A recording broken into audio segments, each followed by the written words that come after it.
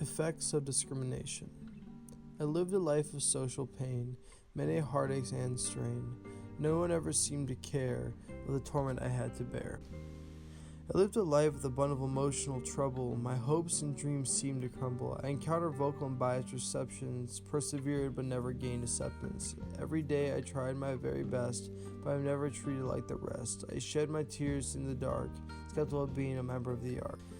Biased people look down at me at less, but I think I am good as the rest. I always knit my brow, it seems I could never learn how. It is if I was born disfigured and scarred, a restless soul stained and marred, a body adorned in dastardly marks, my life dominated by discriminating mark. As Bigger awakes in Book 2, he initiates a psychological transition from existentialism to determinism, as his perception of reality forces him to embrace the ego and suppress the id that he prescribed to in Book 1. As Bigger faces the reality that stems from his prior actions, he can no longer act on the impulses of his id, but rather is forced to adopt the form principles of his ego. He becomes self-aware and sensitive to both his physical and emotional environment that surround him. His ego creates a logical order through commanding thoughts to throw the purse away, and he can search the pockets of his trousers for the knife. These thoughts are what structure Bigger's morning and create a sensitivity to his environment that his id was blind to. Through the adherence to the ego, Bigger also prescribes to naturalism by focusing on the immediate necessities of his life, such as disposing of the purse and knife. Social interactions and his physical language are what Bigger begins to stumble under the inability to suppress his animalistic impulses. He whirled about and had his eyes glaring when he first interacted with his mother. Later, he had spoken in the wrong tone of voice, which again created tension that immediately catalyzed a sensation of uncertainty and uneasiness within the emotional environment of his home. These interactions are what evoked a sensation of fright in the environment, as well as a sense of uneasiness and Bigger that led to his mother asking, "What's the matter, boy?" Bigger is an individual that prescribes to the principles of the ego, but physically struggles to think before he reacts, which leaves his true emotions and thoughts vulnerable to exposure through both his facial expressions as well as his body language. This physical vulnerability connects with the tenet of naturalism, as Bigger is fragile in the face of his environment, both socially and physically, and has no means of controlling his ultimate fate. As the family awakes in Thomas' household, Bigger exists in a state of emotional isolation as he stares vacantly in Vera's direction. After the slaying of Mary Dalton, Bigger no longer feels as though he is connected with his family, but rather desires to rise up through the ceiling and float away from this room forever. This internal desire to eliminate his home and family from his life illumines the superiority that Bigger adopts after his gruesome act. He perceives himself as a superior being or individual compared to the rest of his family because he had the innate ability to revolt against the oppression that surrounds him. As Bigger drifts off in thought, he is brought down from his aloof fantasies when "I told you not to look at me" erupts from Vera. Vera, along with her mother, oppose Bigger in ideology through their symbolic representation of reality. By sticking to the straight and narrow, not wasting time on the relevancy of fantasy, Vera and Bigger's mother contrast Bigger in his aloof perception of reality that clouds his judgment while simultaneously catalyzing his spiral into degradation. Not only does Bigger and his female family members philosophically contrast one another, but also spiritually clash, as both Vera and her mother are assertive, capable women that are independent of a male presence. Bigger yearns for power and in all relationships desires to hold the upper hand in some form. The animus that both Thomas women share starkly contrasts Bigger's desire and forces him to exist in a state of helplessness that he so deeply hates, which ultimately leads to his hatred of his own household, where he is unable to attain any form of power. As Bigger and the female members of his family share strained relations, Buddy is Bigger's only real form of salvation, the emotional war zone that he calls home. With questions about what kind of car Bigger drives, the admiration for Bigger's job, Buddy is an emotional sanctuary for Bigger. This does not hold the prejudices and judgment found in the rest of the household, but rather allows Bigger to let his guard down without having to fear the scrutiny of his mother and sister. The brothers proceed to smoke together, where Bigger's mind is free from the psychological bombardment of his family, and is able to structure his plan of action, including seeing if he had left something lying around the Dalton household and structuring his alibi for the day to come. This progression of events illuminates the true psychological process Vigor has adopted in Book 2 as he adheres to his ego in order to give himself structure in avoiding capture. But when his ability to strategize and control his emotions is limited, his subconscious prescribes the id and attempts to eliminate any immediate threat. As breakfast is about to be served to Bigger and his siblings, Bigger looked around the room, seeing it for the first time. As he gazed at the worn iron beds, 4 chairs, an old dresser, and the drop-leaf table that make up the entirety of his family's apartment, hatred began to rise from within himself, a hatred that was rooted in the frustration with determinism that stems from the white society oppression. While breakfast is served, Bigger goes back and forth with himself on whether or not the killing of Mary was an existential act or one based on determinism. Initially, the death of Mary is perceived as being an existential act. As Bigger, it is something all his own and something others could not take away from him, which creates the perception that Bigger committed the acts out of his thirst for power. Bigger's hunger for dominance and safety is one that is not found in his society or social environment to the extent that Bigger has. His thirst, to some degree, was shaped by the societal oppression that he experienced on a daily basis, instability that was constantly circulating in his life, but is not to the degree where his drive for security and dominance brought to this uncontrollable level, as that stems from personal desires and mental demons that a sole individual possesses.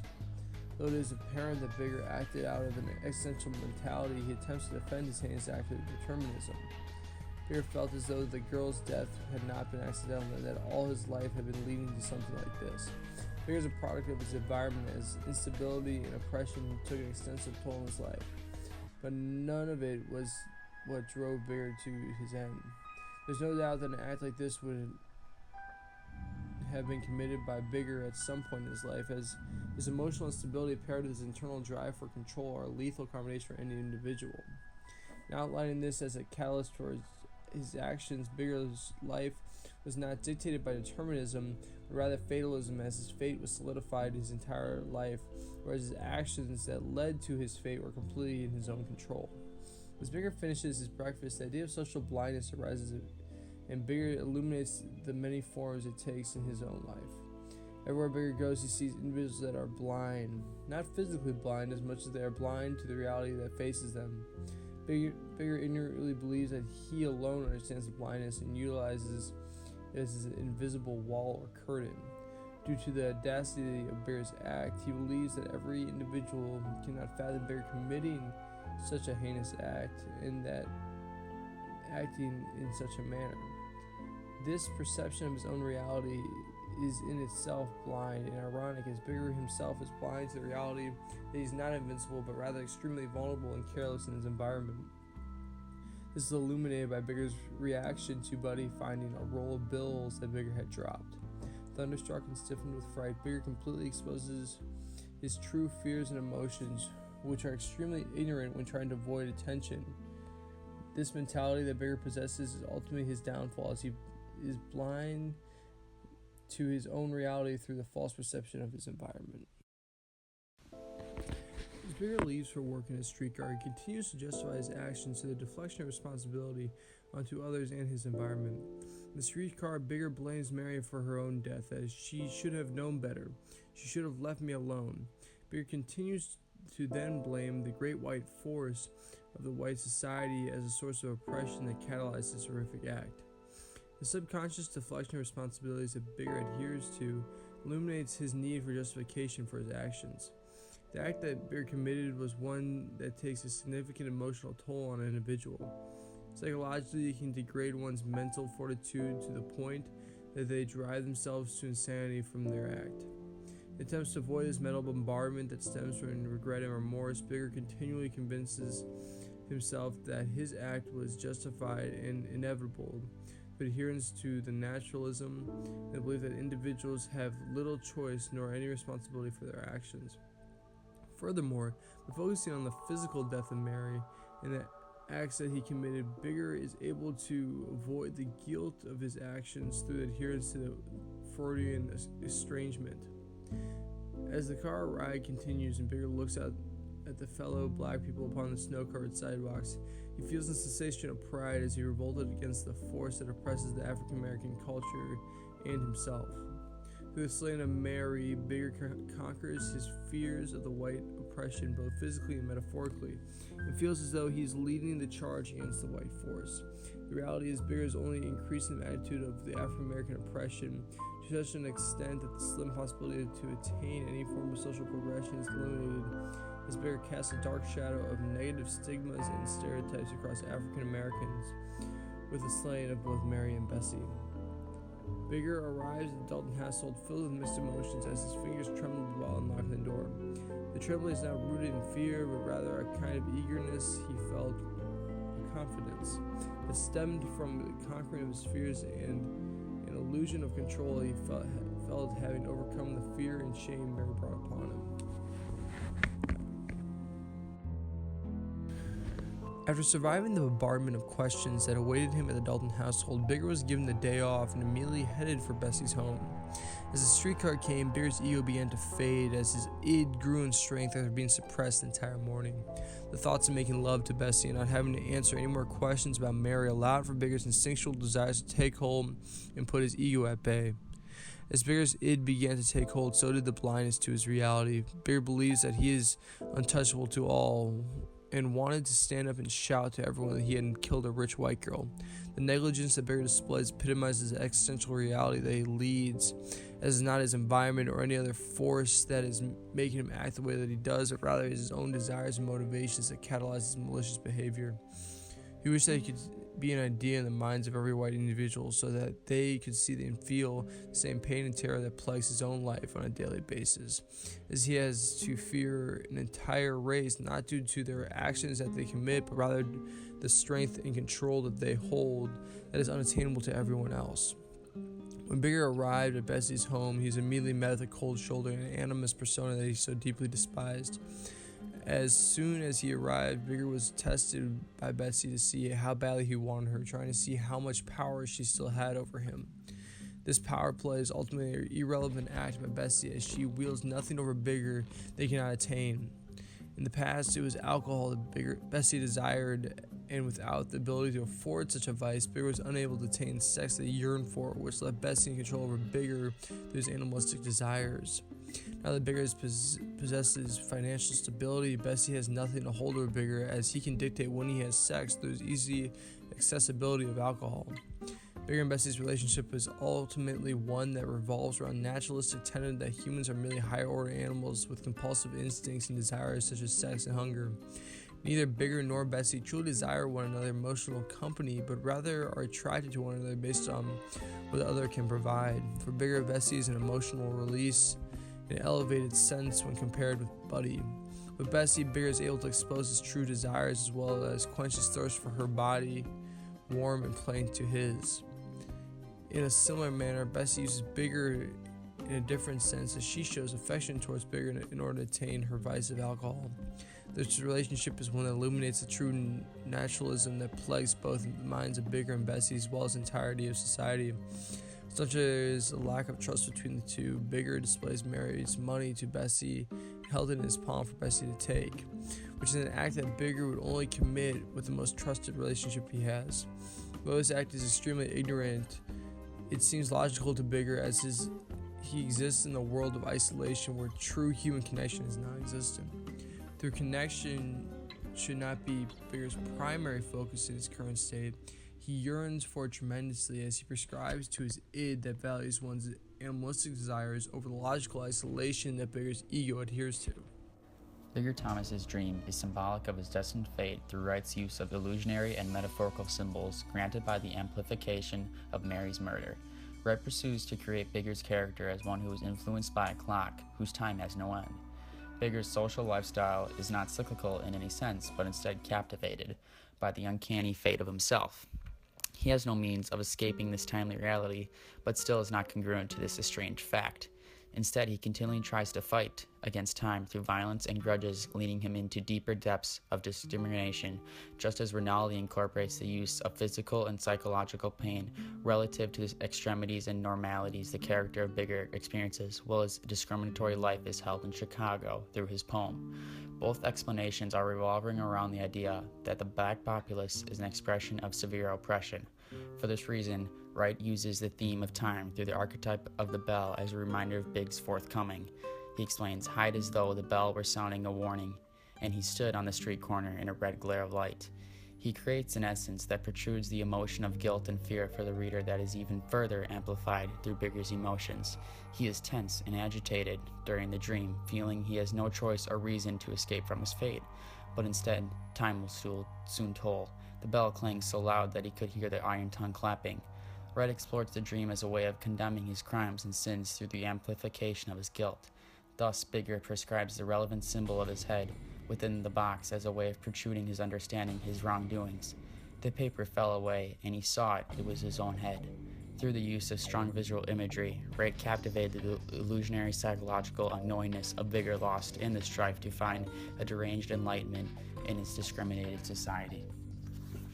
Bigger Thomas's greed abruptly conveys his mentality into desiring greater satisfaction through the Dalton's despondency. Bigger is an individual who is compelled with impulsive instincts and drives. His psychological sense pursues immediate satisfactory objects such as sex, money, power, in which violence is generated if not given. During the note scene, Bigger feels as though he is the individual that for once controls the authority instead of the white man. His skewed psyche perceives his situation as one that has risen above the white supremacy. Wright explains through visual imagery Bigger's walk up to the Daltons' house. He looked at the house. It was white, huge, silent. Wright's description of the house creates an illusionary essence that Bigger's surpassing the whites through a political action by getting away with the murderous crime of a white woman. Wright goes on to explain Bigger's consciously knew he was disregarding such an unthinkable action. So deeply conscious was he of violating a dangerous taboo. Despairingly, Bigger creates a sense of happiness justified by his action relating to his gratitude received by the death of Mary. Bigger's perturbed reality is so greatly offset, he conceptualizes impractical rationalizations, subconsciously exclaiming, I done it. Richard Wright utilizes the incorporation of the Dalton's cat as a sensory object foreshadowing Bigger's dreadful fate. Throughout the entirety of the book, the only two minds who know of Mary's death are Bigger and the cat. For this reasoning, Bigger has developed a deep and fearful sensation that Katie will eventually show he is the killer of Mary. Bigger was still feeling that the cat had given him away. Bigger's mundane mentality has created such skewed thoughts, believing he can place his trust in no one due to such discrimination and racism he has dealt. Used as an archetype, Wright exploits the cat as a symbol of white supremacy over the blacks, just as Bigger feels as though he has no power over such a white-governed society. Why can't that cat leave me alone? Bigger questions. Richard Wright utilizes the encompassing power of reality as a physical discovery of Bigger's disturbed reality. The obsession of light is extremely relevant to the greatest theme of Bigger's character, fate. Wright encompasses Bigger's destiny in physical sensory detailing that is flashed in front of the faces of the observer. Bigger watched the silver bulbs flash again. He creates the idea that the light brings forth the practicality of black individuals' life, guided by the misinterpreted racism and discrimination of the white man. The bulbs flashed again, and Bigger was startled to see that they were pointed in his direction. This scene conveys a complex mentality in which the realization that he is in fact guilty for his crime of murdering Mary. Slowly, the reader sees how, in an illusionary sense, Bigger is starting to understand through the light he is guilty. Wright conceptualizes the scene as if the light is protruding, physically uncovering Bigger Thomas's fate, something that he cannot and will not hide from. He wanted to duck his head or throw his hand in front of his face. Each small white flash is symbolic to his reality. They are psychological glimpses of what is to come in Bigger's near future. Wright confides in this emotional sense, as if he is fearful and falls back in the weary darkness. Bigger stood still, his back to the wall. Richard Wright incorporates the archetype of the furnace, inducing the symbols of the bone in an earring covered in black ashes, correlates to Bigger Thomas's inevitable fate. Bigger is constantly sheared by the white man's opinion, in which The black man's reality is subdued by such a white empowered majority. He is continually worried of what whites such as Mr. or Mrs. Dalton will discover his true horrific reality. He saw the man stoop and poke the stove in the ashes. What's he looking at? Wright creates a worried and desperate emotion that is meant to foreshadow Bigger's coming fate through the destiny of the white man. The archetype of the furnace symbolizes Bigger's inner psychological mentality in which the observer conceives emotion abroad in fear and distraught. He himself was a huge furnace now, which no air could go. Wright captivates this relative imagination of Bigger's emotional perception in which his fate is fading through the cracks of his lies, crimes, and sins. Wright further explains the fear that surged into his stomach, filling him, choking him, was like the fumes of smoke. Bigger compensates this emotional expense of fate through a sense of psychological mentality. Despairingly, Bigger's fate lies within a pile of buried black ashes. He saw a pile of scattered ashes, nothing else. Wright's use of the symbol of the ashes in a form of nothingness, fortifying Bigger's life distraught as a worthless existence created by the horrors of racism and discrimination. Opposing his very subdued and secret characteristics around white people, Bigger exposes his true animosity and horrific character driven by self-doubt and guilt. Throughout Book 2, Bigger is constantly trying to escape his encompassing fate.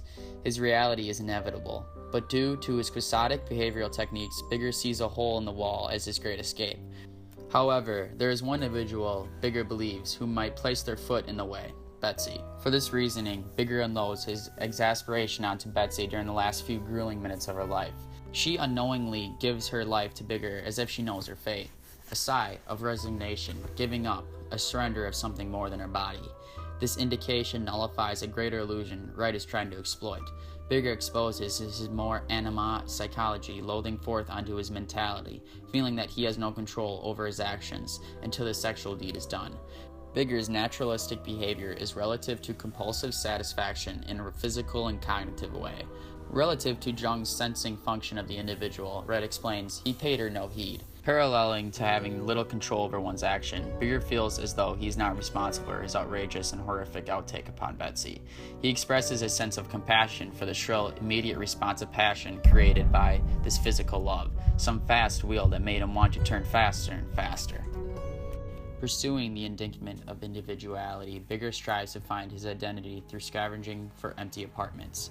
Wright, throughout the book, includes a multitude of allusions that are meant to incorporate greater meanings for the reader to analyze about the horrific life of Bigger Thomas.